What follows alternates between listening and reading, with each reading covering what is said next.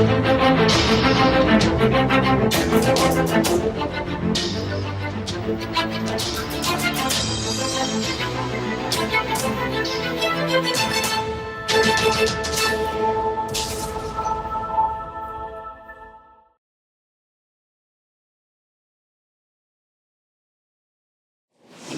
Jagan capital zone.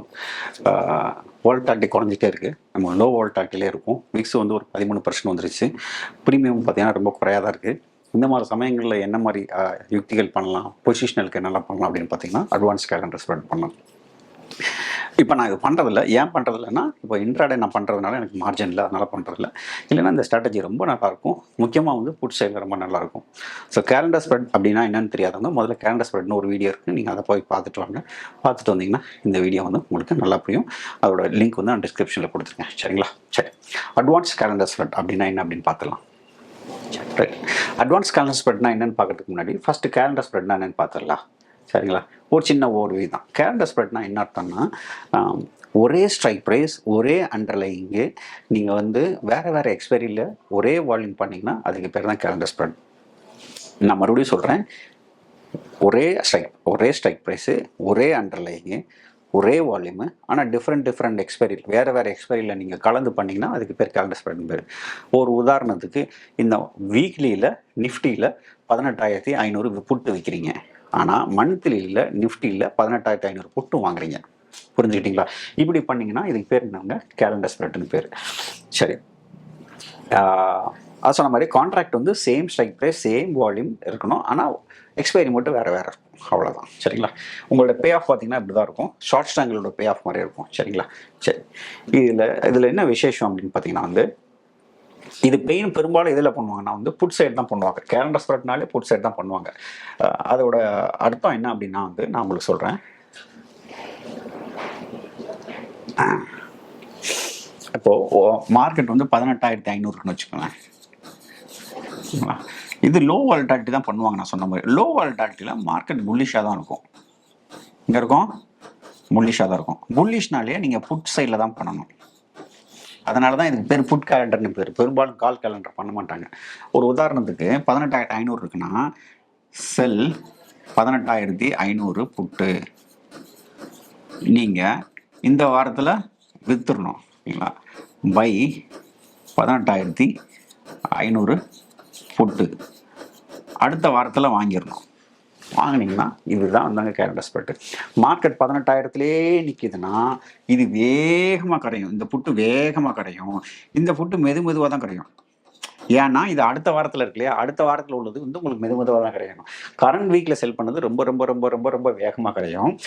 இந்த decay difference இருக்குல்ல, இதுக்கு ஒரு டிகே இருக்குது, இதுக்கு ஒரு டிகே இருக்குது. இதுக்கு ரெண்டு உள்ள டிகே வித்தியாசத்தை கேப்சர் பண்ணுறது மட்டும்தான், பிடிக்கிறது மட்டும்தான் இந்த யுக்தியோட வேலை. புரிஞ்சுக்கிட்டீங்களா?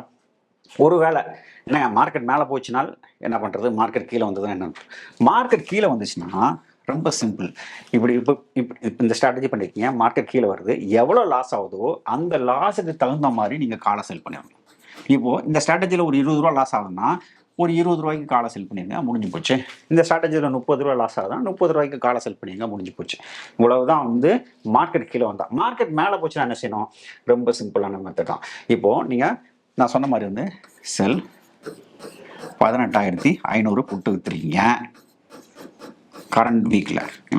என்ன எதை வாங்கியிருக்கீங்க? 18,500 புட்டை வாங்கியிருக்கீங்க அடுத்த வாரத்தில். இப்போ நான் கீழே போச்சுன்னா நான் சொல்லிட்டேன், கீழே போச்சுன்னா எவ்வளோ லாஸ் ஆகுதோ அதுக்கு சமமான அளவு வந்து நீங்கள் என்ன பண்ணலாம்னா வந்து காலை விற்றுங்கன்னா அது முடிஞ்சு போச்சு. மார்க்கெட் மேலே போச்சுன்னா நீங்கள் என்ன பண்ணணும்னா இந்த 18,000 புட்டு இருக்குல்ல, இதை வந்து அப்படியே நீங்கள் என்ன பண்ணணும்னா இதுக்கு மாற்றலாம். செல் 18,600. புரிஞ்சுக்கிட்டீங்களா? அதாவது ரோல் பண்ணுறது. பையை அப்படியே வச்சுக்கோங்க. இது பை, இந்த வாரத்தில் இதை செல் பண்ணிக்கிங்க, அடுத்த வாரத்தில் பை பண்ணிக்கிங்க. மார்க்கெட் மேலே போச்சுனாலும் இதை கட் பண்ணிவிட்டு அடுத்தது இன்னும் மேலே போச்சுன்னா இதை கட் பண்ணிட்டு மேலே ரெண்டு வாட்டி மட்டும் போங்க, 2 வாட்டிக்கு மேலே போகாதீங்க. ஏன்னா ஹெட்ஜிலேருந்து ரொம்ப விலகி போயிடுவீங்க. மார்க்கெட் கீழே வந்துச்சுன்னா இந்த கேலண்டர் ஸ்ப்ரெட்டில் எவ்வளோ லாஸ் இருக்கோ அதுக்கு சமமான அவ்வளோ காலை செல் பண்ண போறீங்க. அவ்வளோதான். 2 தடவை மட்டும் ரோல் பண்ணுங்க. பண்ணாலே போதும், உங்களுக்கு பெரும்பாலும் லாஸ் வராது. இவ்வளோதாங்க. இதுக்கு பயந்துக்கிட்டு மார்க்கெட் மேலே போச்சுன்னா அடிஷ்னலாக புட்டை செல் பண்ணக்கூடாது. இருக்கிற புட்டை நீங்கள் என்ன பண்ணணும்? ரோல் அப் பண்ணணும். 2 தடவை மட்டும் பண்ணால் போதும். மேலே போச்சுன்னா, கீழே போச்சுன்னா எவ்வளோ லாஸோ அதுக்கு ஈக்குவலாக காலை செல் பண்ண போகிறீங்க. அவ்வளோதாங்க இந்த ஸ்ட்ராட்டஜி. பெருசாக மாய சூத்திரம்லாம் ஒன்றுமே கிடையாது. சரிங்களா? இதோட பெனிஃபிட் பார்த்தீங்கன்னா வந்து ஐவி குறையா இருக்கும்போது ரொம்ப நல்லா வேலை செய்யும். இன்னொரு பெனிஃபிட் என்னன்னா, நீங்கள் ஸ்ட்ரைக் ப்ரைஸ்லேயே வாங்குறதுனால மார்ஜின் ரொம்ப ரொம்ப ரொம்ப ரொம்ப ரொம்ப குறையா இருக்கும். சரிங்களா?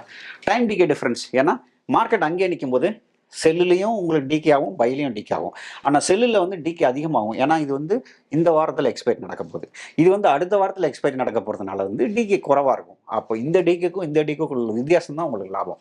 புரிஞ்சுக்கிட்டீங்களா? ஸோ அது மட்டும்தாங்க. ஸோ இந்த மாதிரி சமயங்களில் இதுதான் கேலண்டர் ஸ்பிரிட்டோட பெரிய அட்வான்டேஜ். ரைட்? சரி, அட்வான்ஸ் கேலண்டர் ஸ்ப்ரெட்னா அது என்ன அப்படிங்கிறத நம்ம பார்த்துடலாம். இங்கே பார்த்தீங்கன்னா நிறையா இருக்கிற மாதிரி இருக்கும். நீங்கள் அதை விட்டுருங்க. இப்போ என்னோட இதை பாருங்கள். நார்மல் கேலண்டர் ஸ்ப்ரெட்னா என்ன? கரண்ட் வீக்கில் செல் பண்ணுவீங்க, அடுத்த வாரத்தில் பை பண்ணுவீங்க. கரெக்டுங்களா? இது செல்லு, இது பை. இது பை, இது செல். கரெக்டுங்களா? இது நார்மலாக பண்ண கேலண்டர் ஸ்ப்ரெட். ஆனால் இதுக்கு தூரம் அதிகமாக வச்சிங்கன்னா, அதாவது செல்லுக்கும் பைக்கும் உள்ள நேரம் வந்து அதிகமாச்சுன்னா, இப்போது இது கரண்ட் வீக்கில் விற்றுறீங்க, ஆனால் மாதத்தில் வாங்கிறீங்க. புரியுதுங்களா உங்களுக்கு? அப்போ 4 வாரம் கேப் இருக்குது. ரெண்டுக்கும் சேர்த்து 4 வாரம் இடைவெளி இருக்குது. இந்த வாரத்தில் விற்றுறீங்க, ஆனால் 3 வாரம் இல்லை 4 வாரம் கழித்து மந்த்லியில் வாங்கிக்கிறீங்க. கரெக்டுங்களா?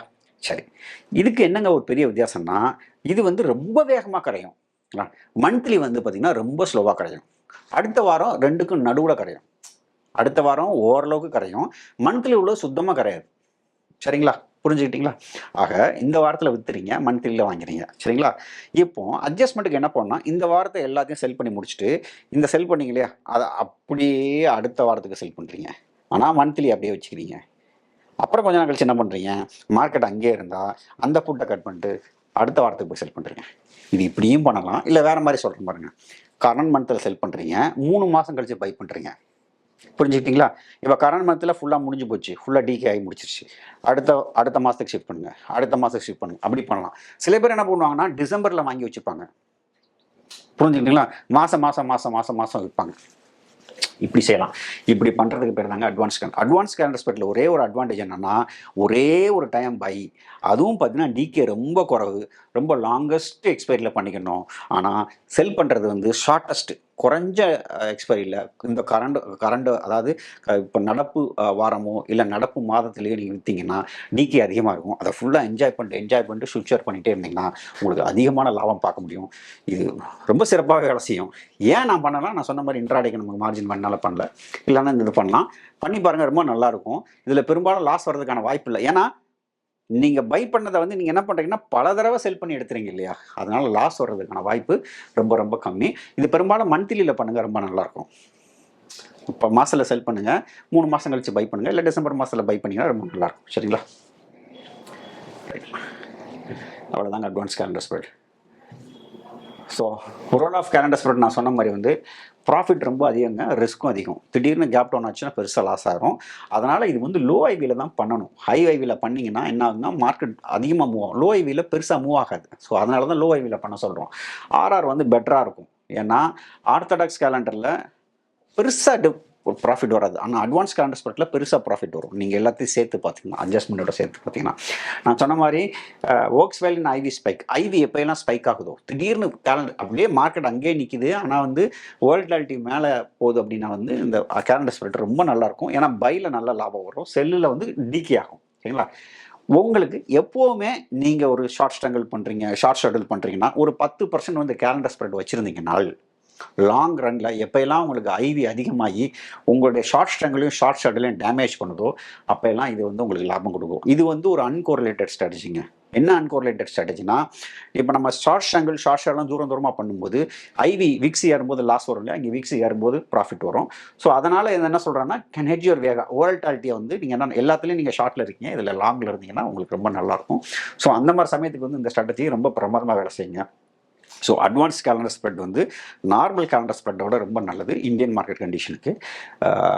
நீங்கள் டேஸ்ட் ட்ரேடுங்கிற மாதிரி யூடியூப் சேனலில் போனீங்கன்னா உங்களுக்கு நல்லா தெரிஞ்சிருக்கும். ஸோ இந்த மாதிரி தாங்க நிறையா ஸ்ட்ராட்டஜி யுக்திகள்லாம் நான் சொல்லித்தரேன். பல பயிற்சிவப்புகளில் நான் சொல்லித்தரேன். சென்னையில் இது தமிழில் நடக்கு, மற்ற நகரங்கள் ஆங்கிலத்தில் நடக்கு. உங்களுக்கு வேணும்னா இந்த பயிற்சிவப்பில் கலந்துருக்கலாம். இந்த காணொலி பயனுள்ளதாக இருந்திருக்கும் நம்புகிறேன். இன்னொரு காணொலியில் உங்களுக்கு சந்திக்கிறேன். நன்றி, வணக்கம்.